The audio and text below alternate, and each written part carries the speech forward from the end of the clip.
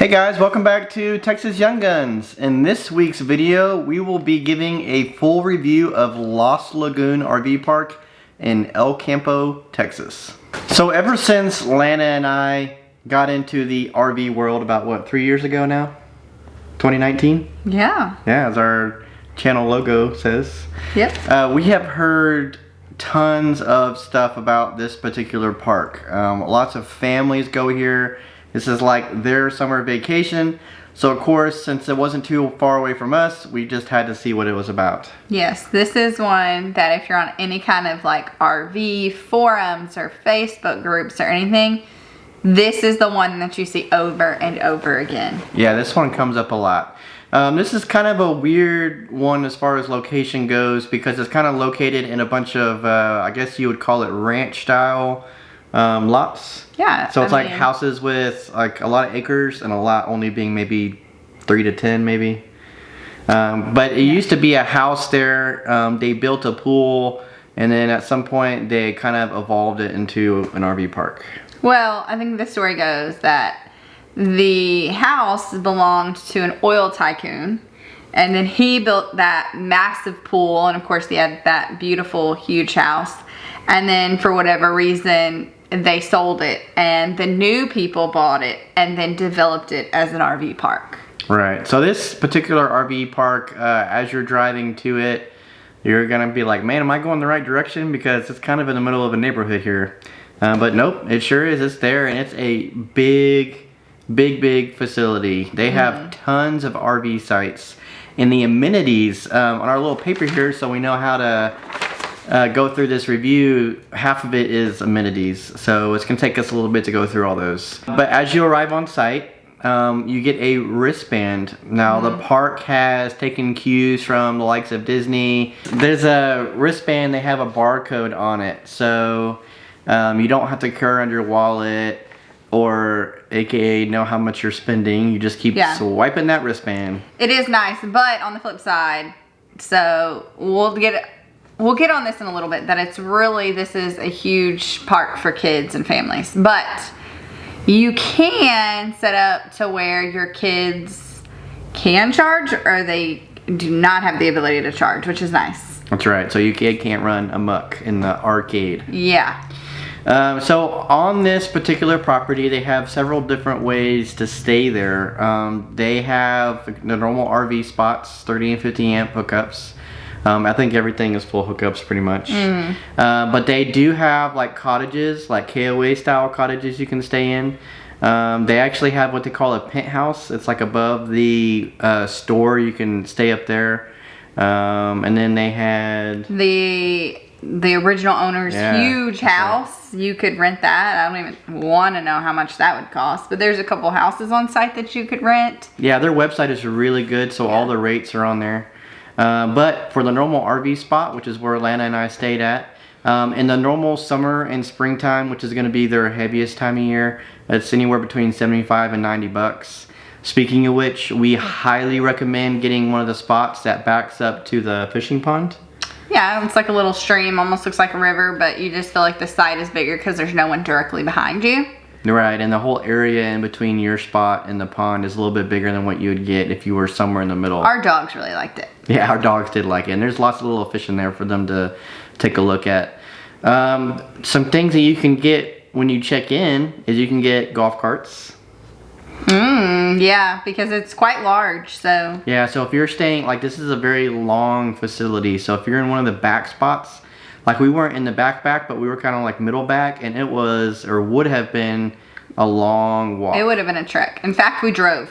We did, yeah. We used our truck and drove up there, even though we kind of had to drive around. But they do have a lot of parking spots. But that being said, when we went, I would say it was half full or less. And most of the spots were taken throughout the day, so I would imagine if it was in the middle of the summertime and this park was full, I imagine there may not be any parking spots. So I'm not sure if you can bring your own. I didn't see any personal ones there, but you can rent them there, and it's a reasonable rate. And like I said, it's on their website. So this RV resort, and it is a resort, has lots of amenities and fun things for you to do. Most of it is included in the price.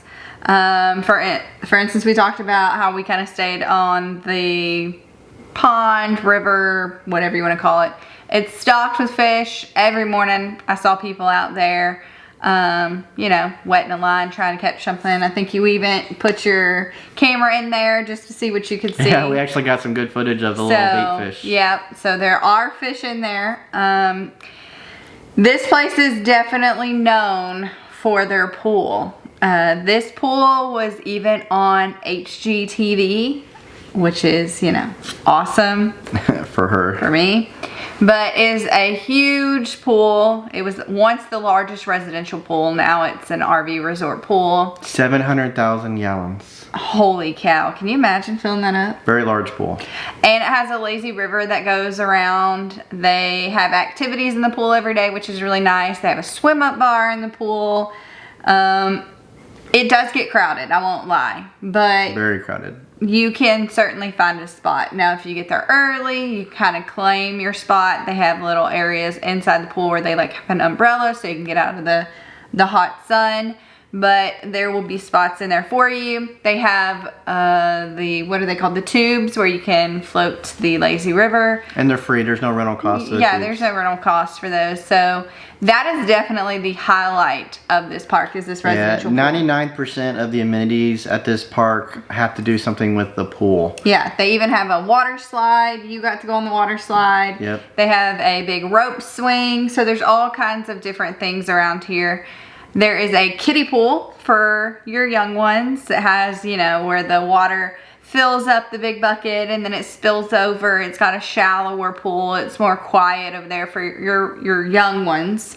So there's lots of amenities for your kiddos when it comes to water. Yep, and in that pool they have a swim up bar for you adults, so you can get drinks and stuff. And you can just swipe that wristband. Yep, charge that little wristband there and forget how much you're spending.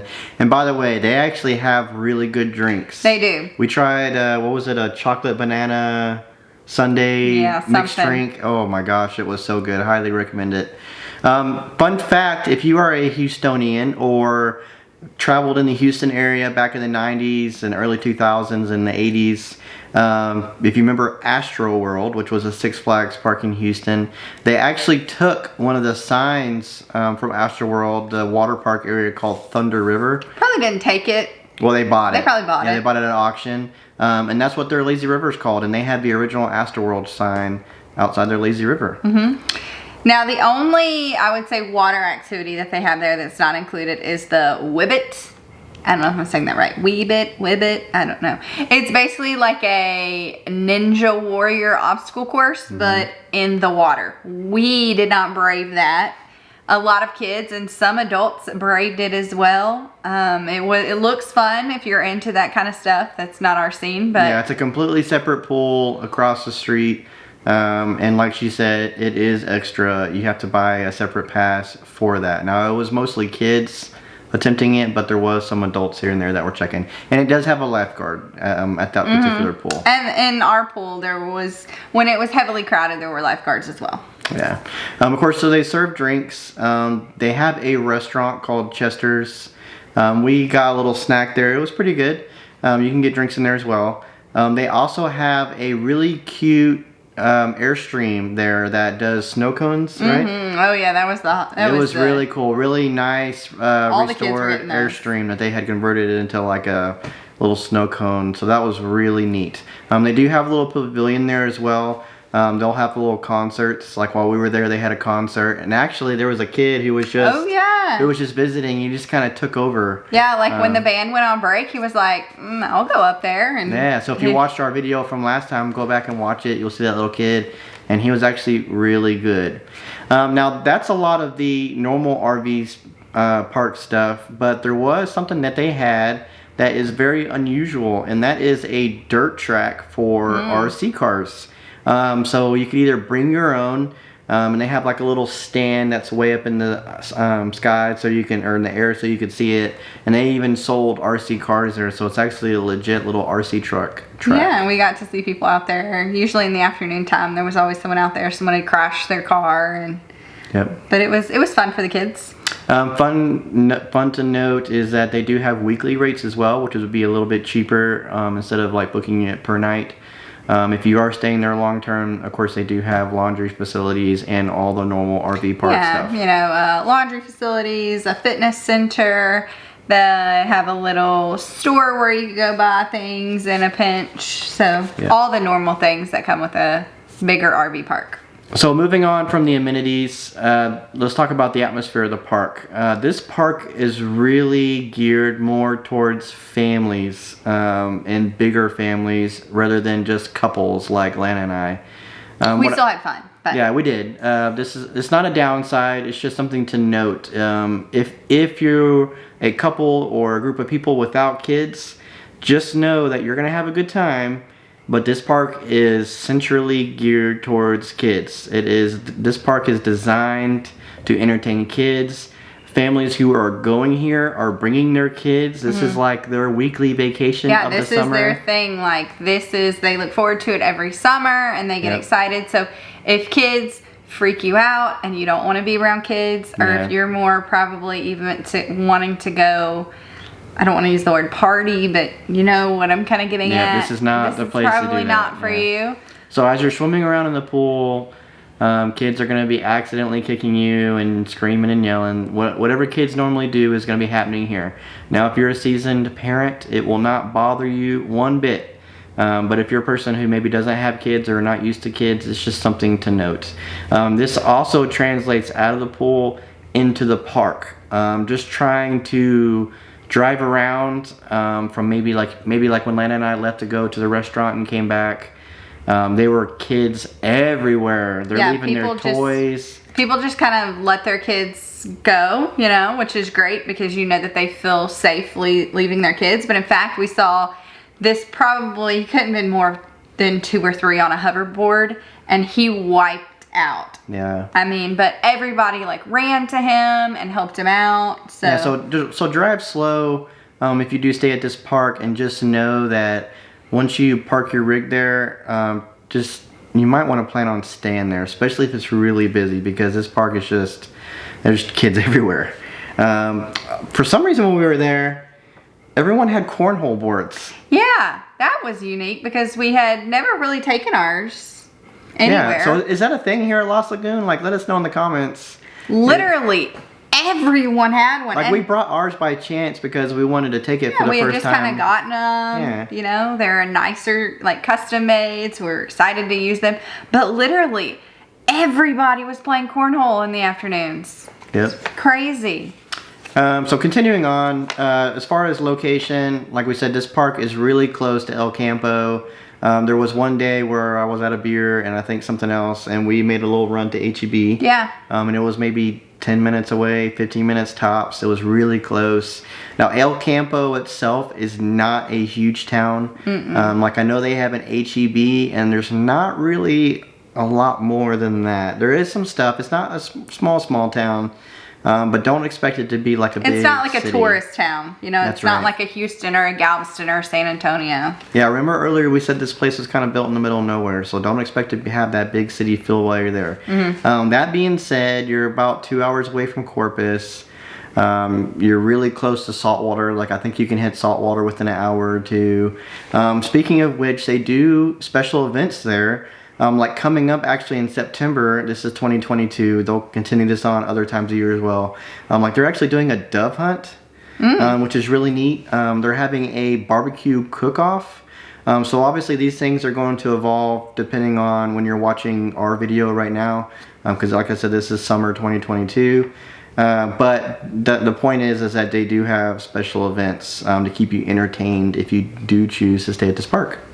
So before we close out, there was a few things that we forgot to mention. There's so much at this park. It's so hard to capture everything. But real quickly, just to run down, they do have free Wi-Fi there, of course. They do have some local channels. Now, they don't really provide a hard line, but they have like around 30-ish local channels that you can hit with your antenna. They do have a dog park, which is nothing to really write home about. You know, it's a typical dog park. But it is kind of big, and there's tons of room for dogs. And I would say, like, since this is so family oriented, of course, you know, you have to bring a 4-legged friend with you, right? If you're going for a while. So I feel like this was the first RV park where our dogs really got to experience other dogs, and it was funny to watch. It's like letting your kid go play with other kids for the first time. You don't really know like how they're gonna be, but like normally they're the only ones in the dog park, and you can probably see that in the other videos, but there were a ton of dogs, big, small, hyper, old. Oh, there was a whole group of deaf dogs, remember? Oh yeah. That was really fun. Yeah, it was. Something else in the pool area, they actually have special cabanas that you can rent. Now this is like enclosed seating areas, or they're enclosed on 3 sides, seating areas. You can get out of the sun, maybe the harsh wind and weather. Just kind of have a place for your family to group up. It might definitely be worth it, especially in the summer, because I know one day we got out there later and we literally had nowhere to like put our bags and our stuff, so we just kind of set it off in a corner and we're just like, I hope it's there. But if you are someone who has, you know, maybe you're traveling with a large group, or you would definitely know you want an area, I think it would definitely be worth it to rent a cabana. Right, and they actually have enclosed air-conditioned cabanas that are elevated above the ones that we just talked about. Those are probably a little bit more pricey. Their prices are probably on their website, but those are for like big group gatherings. Maybe you're having a corporate event, maybe a local business, and you want a place to go, and then maybe hit the pool up after your little corporate event. Whatever you might use it for, they do have air-conditioned cabanas to rent as well. So guys, that's really it of this park. What would you rate it?